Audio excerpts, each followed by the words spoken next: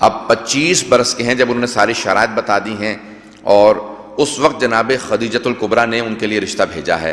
اگر بات آپ کے کل ذہن میں ہو تو جناب خدیجۃ الکبریٰ نے اپنی جو سہیلی تھی نفیسہ خاتون، ان سے کہا کہ جائیں ان کے چچا سے بات کریں، اور جب ان سے پوچھا بھی میسرہ نے کہ آپ کی شادی سے متعلق، آپ نے کہا کہ میں نے اپنے چچا کو حق دے رکھا ہے۔ عزیزانہ گرامی، کوئی اتنا بلند و بالا ہو کہ حبیب خدا اپنے رشتے کا حق انہیں دے دیں؟ کہا اس امر کے مختار میرے چچا ہیں، تو ان کے پاس رشتہ آیا۔ اب یہاں پہ کوئی یہ نہ سمجھے کہ جناب خدیجہ کا مقام کم ہے، پوری دنیا کے لوگ ان کے لیے رشتے بھیج رہے تھے، لیکن انہوں نے ہر رشتے کو رد کر دیا، کہا کہ نہیں، ہمیں کسی ایسے کا انتظار ہے جس کا اللہ نے ہم سے وعدہ کیا ہے۔ تو لیکن جب جیسے ہی جناب ختم مرتبت کا ان کو تعارف ہو گیا کہ یہ وہی ہیں جن کے ہم انتظار میں تھے، تو آپ نے خود رشتہ بھیجا۔ کیوں؟ تاکہ کبھی پیغمبر پہ حرف نہ آئے کہ جناب خدیجۃ الکبریٰ ملکۃ العرب تھی، تو پیسہ دیکھ کے ختم مرتبت میں رشتہ نہ بھیج دیا ہوگا کہ نہیں، آپ کو زحمت نہیں دیں گے، پیغمبر اسلام پہ کبھی حرف نہ آئے کہ دولت دیکھ کے رشتہ بھیجا تھا۔ اگر بات واضح ہو رہی ہو عزیزان گرامی، تو جناب خدیجۃ الکبریٰ نے فوراً اظہار فرمایا کہ یہ وہی ہیں جو ساری شرائط اب تک دیکھتے چلے آئے تھے۔ اگر جناب امام زمانہ کی والدہ ذہن میں ہو کہ جن کو خواب میں جناب فاطمہ الزہرا سلام اللہ علیہا نے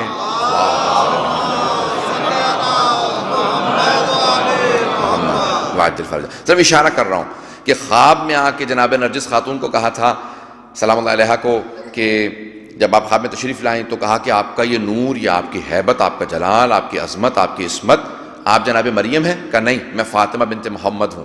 اللہم صلی اللہ محمد کہا نبی آخر الزمان کی میں بیٹی ہوں۔ کہا کہ آپ آئی ہیں؟ کہا ہاں، میں تمہیں بتانے کے لیے آئی ہوں کہ آخر حجت کی ماں بننے کے لیے اللہ نے آپ کا انتخاب کیا ہے۔ میں تمہیں اسلام کی دعوت دینے کے لیے آئی ہوں۔ وہ جناب شمون کی نسل سے تھیں، جناب عیسیٰ کے جو اوصیاء تھے، فوراً ان کو اسلام کی دعوت دی، انہوں نے اسلام قبول کیا۔ کہا کہ کیسے جاؤں گی؟ کہا کہ یہاں پہ کنیزوں کے جھرمٹ میں چلے جائیے گا، وہاں پہ میرا بیٹا علی نقی آپ کے انتظار میں ہوگا، اپنے بیٹے سے آپ کا عقد پڑھ دے گا۔ اب دیکھیے بی بی نے فوراً بتایا، وہ فوراً وہاں سے کنیزوں کے جھرمٹ میں چلی گئیں۔ تو اللہ نے ہر امام کی والدہ جو سب سے پاک و پاکیزہ، سب سے عظیم ہستیاں تھیں، خواتین تھیں، مستورات تھیں، اللہ نے ان کا انتخاب کیا اپنے اماموں کی ماں بننے کے لیے۔ جملے پہ غور کیجیے گا عزیزان گرامی، ائمہ کی ماں بہترین، جو سب سے پاک و پاکیزہ، کردار میں جو سب سے بلند تھیں، تقوی میں، زہد میں جو سب سے بلند تھیں، ان مستورات کا انتخاب کیا اپنے ائمہ کی ماں بننے کے لیے۔ عزیزان گرامی، جب عرب میں نہیں تھی تو پھر کہا کہ ایران سے جناب شہربانوں کا انتخاب کیا جائے گا، نہیں ہو تو پھر بربر قبیلے سے، جو الجزائر سے جناب امام ہشتم کی یا مختلف امام نہم کی، مختلف قبیلوں سے مختلف ائمہ کی، اور کہا کہ پھر 12ویں امام کی کہا کہ اگر کوئی ان سے بہتر نہ ہو تو پھر کہا جو سب سے عظمت والی ہوگی اس کا انتخاب کیا جائے گا۔ عزیزان گرامی، یہ ائمہ کی ماں کا انتخاب ہے، اور اگر خاتون جنت کی ماں کا انتخاب ہو، اگر اب بات سمجھ میں آ گئی ہو، تو اب جس نے خاتون جنت کی ماں بننا ہو، جن کے لیے 11ویں امام نے فرمایا کہ نحن حجج اللہ علی الخلق وجدتنا فاطمہ حجت اللہ علینا، ہم لوگوں پہ اللہ کی حجت ہیں، ہماری دادی زہرا ہم پہ اللہ کی حجت ہے۔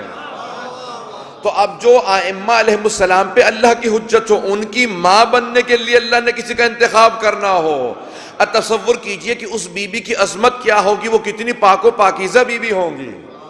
یہ جناب خدیجۃ الکبریٰ ہیں۔ تو اب عزیزان گرامی، اس لیے اتنا اہتمام